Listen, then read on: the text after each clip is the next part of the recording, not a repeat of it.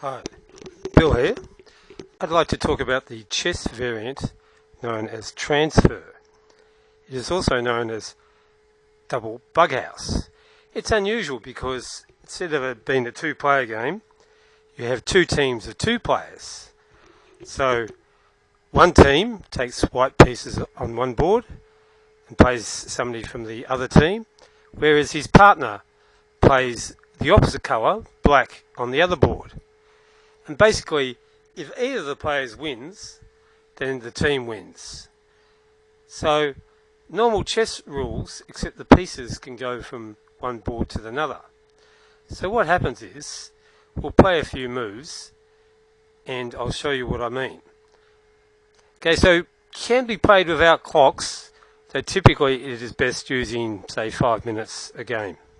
Okay, so say white on the bottom, we'll call that team A, plays E4. Say on the other board, white also goes E4. Say black goes E5, and maybe white gets the knight out. So both sides are moving at the same time, and maybe black's done something similar. Maybe the bishop's come out. And then maybe here the pawn comes up, and then the bishop comes out. So it's all normal chess moves. It's check and checkmate, and so forth. The difference between the rules are the moving of pieces from one side to the other. Okay, so now say black pins the knight. Now, what happens in transfer is, when you make a capture, you pass the captured piece to your partner, who keeps it in reserve. He can then drop, instead of making a move, he can drop that on any empty square, with the exception that pawns can't be dropped on the first or the eighth ranks. You could even have two bishops on the same colour. And you can even drop them if you're in check.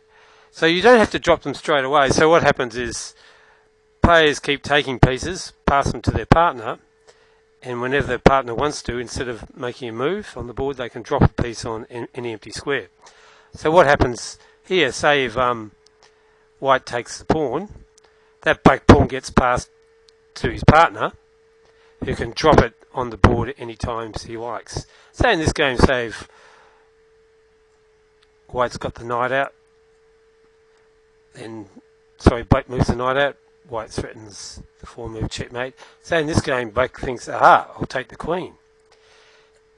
In transfer, the pieces are not of the same value as in a normal chess. The queen, however, still is the strongest piece, and it's good to win the queen. So queen to knight are especially good because the knight can be dropped on the board with check and it cannot be blocked. And the queen can be dropped right next to the king, and if it's defended, that's a very powerful kind of check called a contact check. So in this position, white doesn't mind that he's sacrificed a queen, so he gives check. And in this game,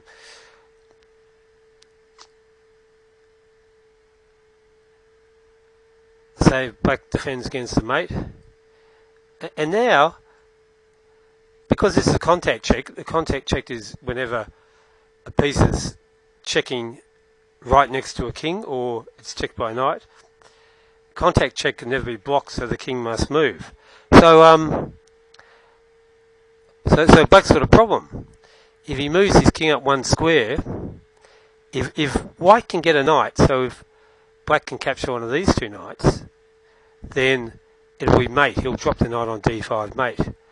So black will do what is a common tactic in transfer, to sit and wait, hoping that the game on this side will be resolved. So say if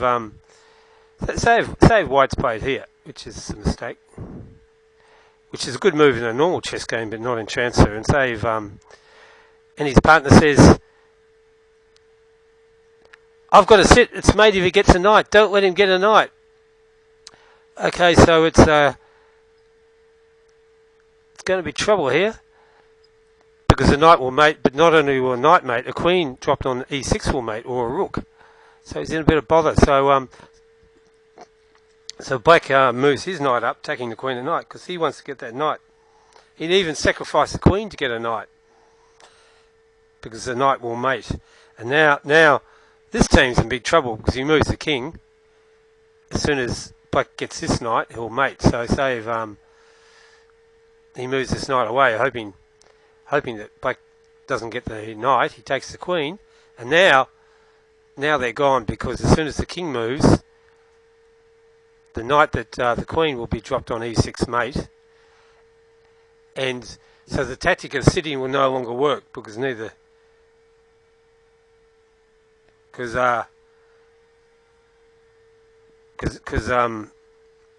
this side already has the winning material. But so he could now play on, but if he has more side than this black player, they can just sit and win on time.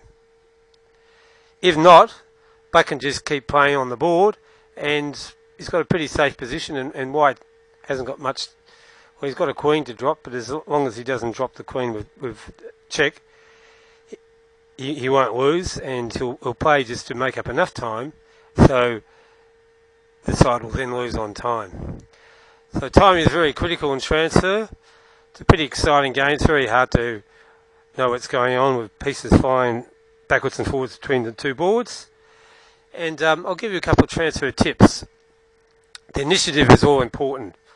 Check is extremely powerful. If you can keep checking your king, you'll keep the initiative. Often you can defend checks by blocking, even with pawns, and that can greatly help your defence by meeting checks by dropping things to block the check. That's why contact checks are so powerful, checks by the knight and the queen.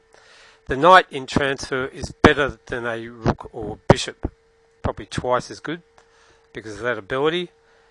And so it's not really a serious game, it's just a fun game, kids like it.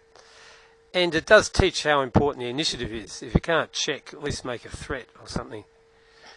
And it also means you need to keep aware of what squares are empty, so you don't let them drop pieces or pawns on dangerous empty squares. So there is skill in it. It's a pretty light-hearted game, pretty fast-moving game, and sometimes it turns into a duel of clocks with both sides having a player sitting, and then players sitting on one board and the players on the other board playing it out. Just a quick rule I forgot to mention was generally you can't promote pawns in transfer. The idea is to keep the number of pieces in the game constant. It's just too easy to put pawns on 7th rank and promote them. So so that's it. So it's normal chess rules. It's 2-player teams with clocks is best, and as soon as you make a capture, you pass it to your opponent, who can drop it any time he likes on an empty square instead of making a move. Okay, so hope you enjoyed that little video on the chess variant known as transfer or double bughouse, and I believe it can be played on the internet, for example, the Internet Chess Club. And I once had a game with somebody. Our team lost in a transfer tournament, who at the time were ranked #1 in the world in internet transfer chess. Okay, so thank you for watching. Their names were Eagle Bajola Book and Joel McDonald. Okay, thank you for watching.